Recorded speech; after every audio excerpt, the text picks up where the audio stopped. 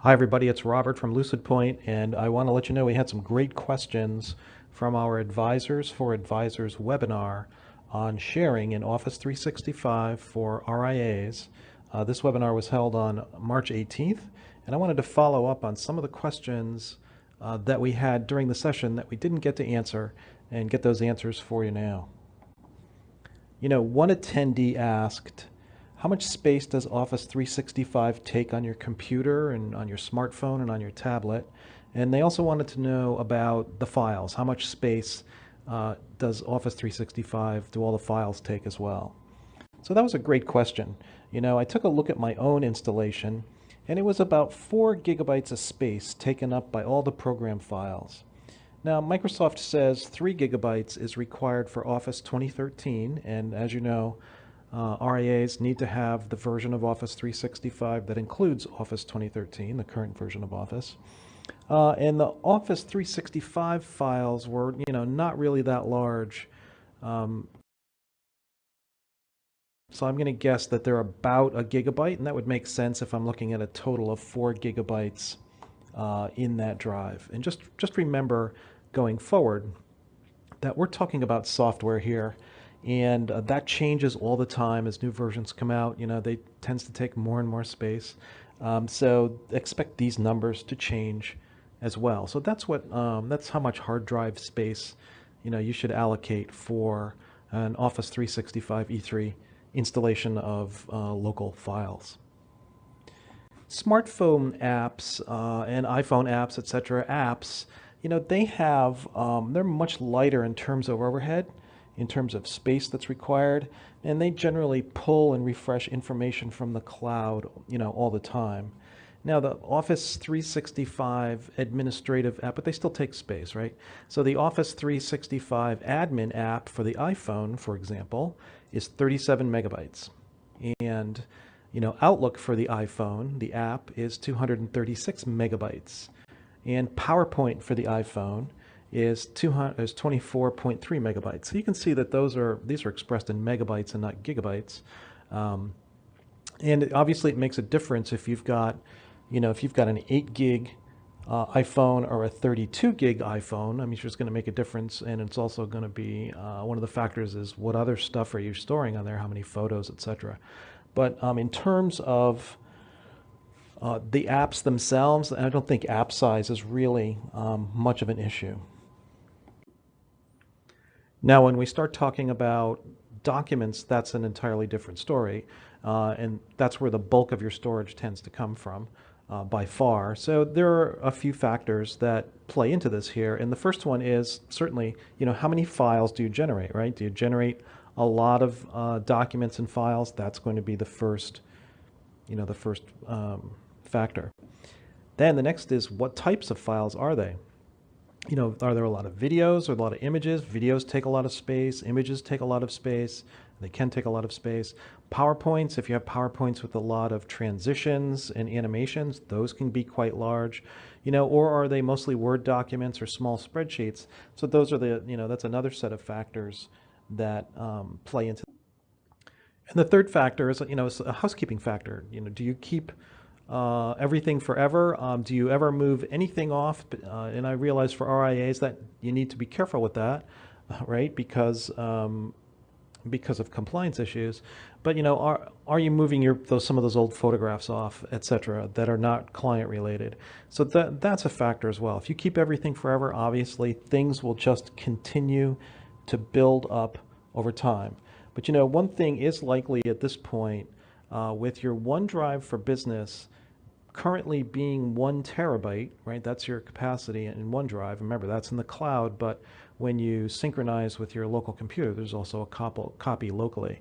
The 1 terabyte OneDrive is probably bigger than the existing hard drive on your computer right now. The newer computers, the newer laptops, the newer desktops, that more and more of them are being provisioned with 1 terabyte hard drives, but to kind of stay one step ahead of all of that, right? Microsoft recently announced that during 2015, OneDrive for Business would become technically an unlimited storage repository for you.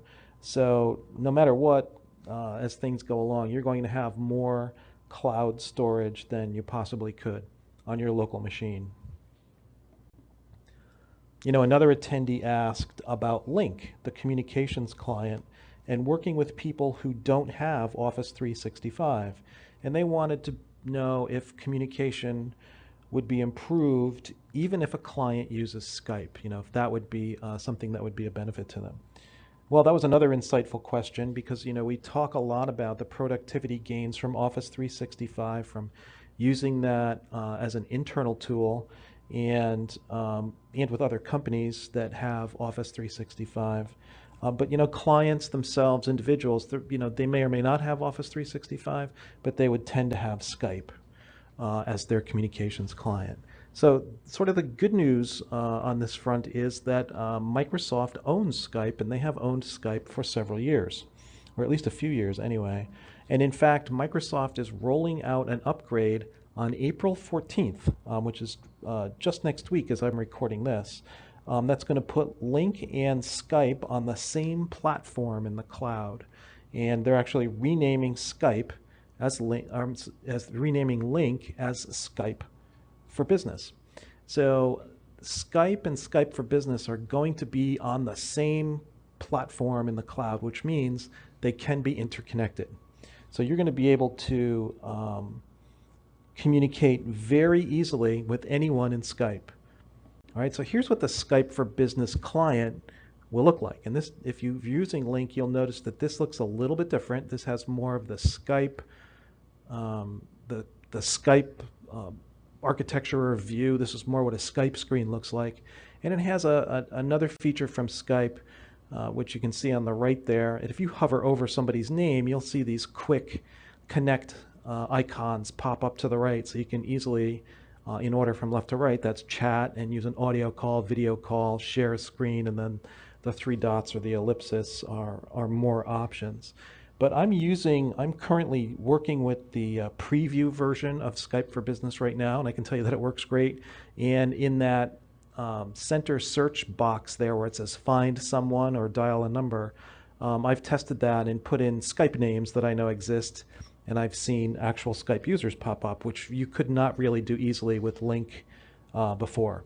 So to sort of come a long way around, to answer that question, you can use Office 365 and the Skype for Business communication tool to have chats and audio calls and share screens with someone who uses the consumer version of Skype.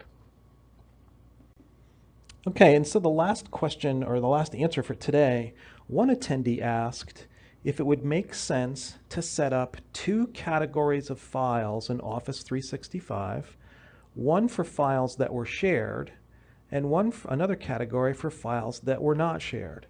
You know, and that answer to that is a resounding yes. That's exactly the strategy we recommend. And we actually recommend, sort of delineating it one step further. And you can see on the screen here, that's what we're going to demonstrate next here, or illustrate next. So we recommend you put your personal files in the OneDrive for Business and keep those, the personal files that normally you would just have shared are saved to your C drive, to your documents area. That's what goes into OneDrive for Business. And in SharePoint Online, that's where you put all the other files, including files that will be shared externally. Okay, so that could be team files, and by that I mean team or company files, the company vacation schedule, standard forms that everyone is supposed to use. Put those in SharePoint Online. And then if you create certain areas for clients to share data, or vendors to share data, create separate areas in SharePoint Online to do that. Now, you should always be thinking about isolating information into separate areas that contain only the information that you want to share with that distinct group that can access to it, right? So I hope that makes sense. And, think about the what ifs.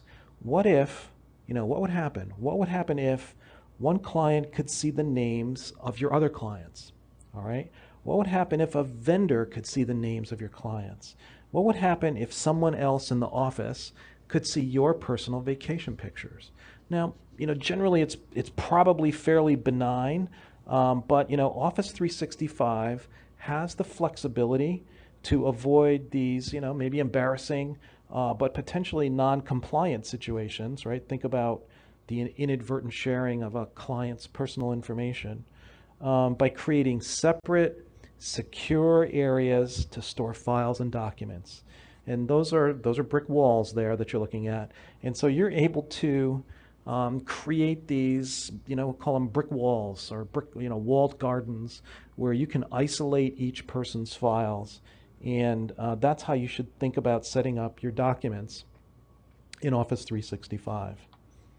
So all in all, it was a great session. We had a good back and forth, and you can tell by the questions that attendees were paying attention and were really thinking about how to best use Office 365 to build their RIA practices. I want to invite you to attend our next section, which is on April 22nd at 4 p.m. And we're going to talk about the many ways, the many calendar options that come with Office 365. And some you may be familiar with already, but there are some features that are going to leave you pleasantly surprised. Now, the link is there on the screen. And remember, you can sign up for one session or the entire series. And if you don't have a chance to jot that down or you don't capture it, you can go to my website, lucidpointswithane.com, and the link is on the home page. So I want to thank you for joining us today and hope to see you on a webinar very soon.